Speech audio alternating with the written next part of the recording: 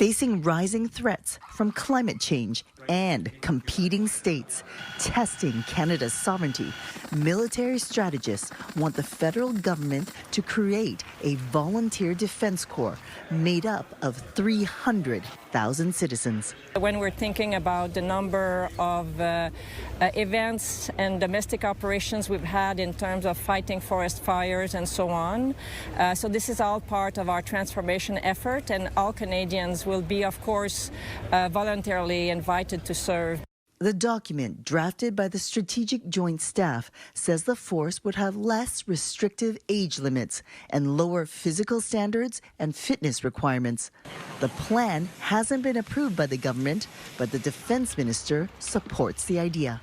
The notion of having a civil force or a civil group of Canadians who are ready, willing, and able to serve their country is something that has been talked about for years in Canada. It's something that our allies are doing and pursuing very, very actively. In countries like Sweden and Finland, hundreds of thousands of citizens are trained to operate bomb shelters and respond to natural disasters. Under Canada's plan, the volunteers would get 5 days of training each year to learn how to shoot a gun, drive a truck, and operate a drone. They would not be paid.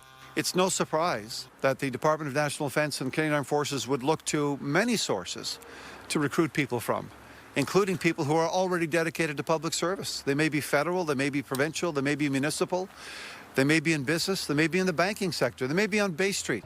But the number of volunteer recruits may be too ambitious when the Canadian military is still dealing with a shortage of 15,000 soldiers.